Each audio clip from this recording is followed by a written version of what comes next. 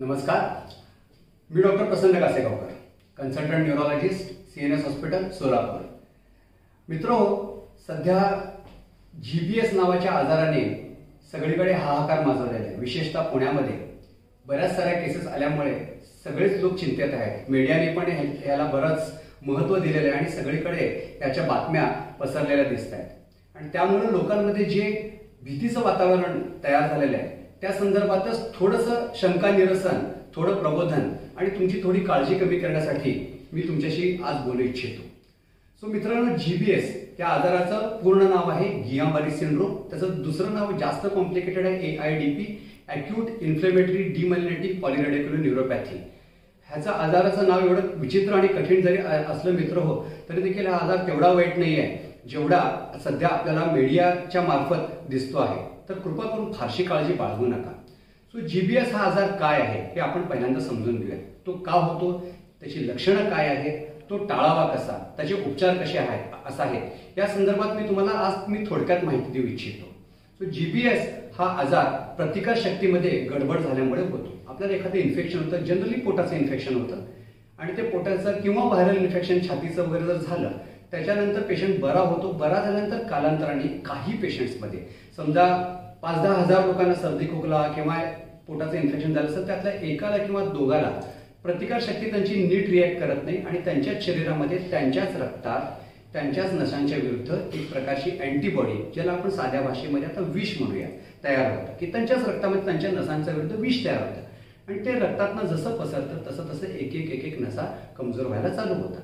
आणि त्याच्यामध्ये लक्षणामध्ये असं होतं की हळूहळू अगोदर पायाची ताकद कमी होते, बसलेलं उठायला जमीन असं होतं, गुडघा थोडासा लचकायला चालू होतो, पायात चप्पल पकडायला मुश्किल होते, आडवं पडलं तर उठायला जमत नाही, बोटांची ताकद कमी होऊ शकते, म्हणजे बटन काढणे, घालणे, घास तोडणे किंवा शर्ट काढणे, ही जी हाताची ताकदीची कामं आहेत ती कमी होऊन जातात.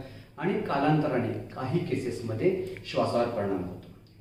जीवाचा धोका तेव्हा होतो जेव्हा ह्या आजारामुळे श्वासावर परिणाम व्हायला चालू होतो किंवा कधी कधी हृदयगतीवर पण जर परिणाम झाला तर धोका होऊ शकतो.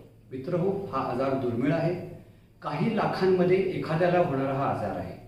सध्या त्याचं कारण वाढण्याचं, त्याचं इन्सिडन्स वाढण्याचं कारण हे आहे की पुण्याच्या एका विशिष्ट भागामध्ये असा अंदाज आहे की तिथल्या पाण्यामध्ये पाणी थोडं दूषित झालं आणि तिथल्या जंतूमुळं त्या भागामधल्या लोकांमध्ये ह्या प्रकारच्या GBSचं इन्सिडन्स वाढलेलं आहे. तर त्याच्यामुळे हा सगळीकडे पसरेल, हा संसर्गजन्य आहे. म्हणजे कोविडचं कसं तुम्हाला टेन्शन होतं तसं काही नाही आहे बरं का, की आपल्या शेजारच्या माणसाला GBS झाला म्हणजे आपल्याला होईल, आपल्या गल्लीत कोणाला तर GBS झाला तर आपल्याला होईल, असं काही नाही आहे. कृपा करून हे डोक्यातनं काढून टाका. ही व्हायची शक्यता कमी असते. GBS हा काही नवीन आजार नाही. मी गेली 20-22 वर्ष झालं प्रॅक्टिस करतो आहे आणि आमच्या हॉस्पिटलमध्ये कायम एखाद दुसरा पेशंट GBSचा ॲडमिट असतो. आणि हा थोडा सीझनल देखील आहे, कारण तुम्हाला माहिती आहे की हा विषाणूचा आजार होऊन गेल्यानंतर कालांतराने होणारा आजार आहे. पण तुम्हाला माहिती आहे सीझनली थोडे नवीन विषाणू येतात. मग ते विषाणू येऊन गेल्यानंतर असं GBSची केसेसचं प्रमाण काही प्रमाणात वाढणं हे आम्ही अगदी कॉमनली बघतो आहोत.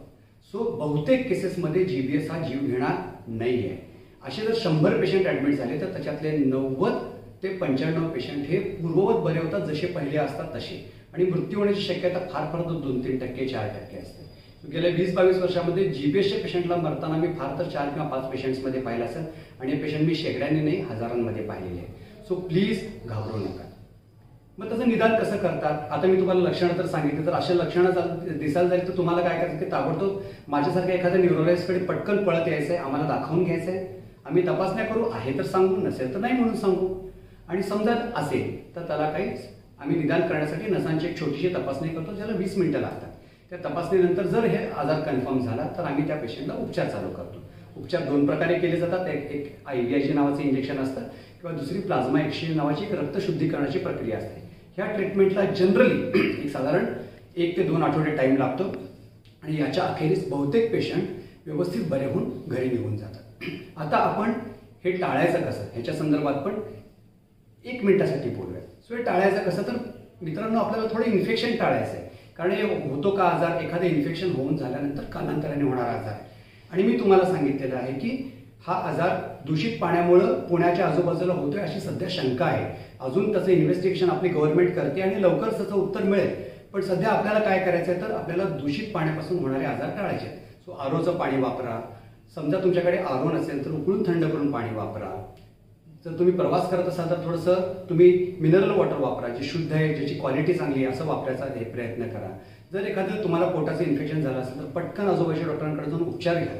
आणि सगळ्यात महत्त्वाचं मित्र हो, जी मी लक्षणं सांगितली, हातापायाची ताकद कमी होणं, अशी जर काही लक्षणं वाटली तर ताबडतोब लवकरात लवकर विचार न करता, फारसा टाईम पास न करता पटकन न्यूरोलॉजिस्टला गाठा. सो परत एकदा सांगतो मित्र हो, फार स्ट्रेस घेऊ नका. GBS हा आजार बऱ्यापैकी ट्रीटेबल आहे. फार कमी केसेसमध्ये तो जीव घेणार आहे आणि हा आजार संसर्गजन्य नाही आहे.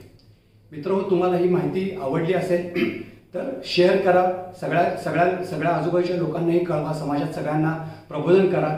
नमस्कार.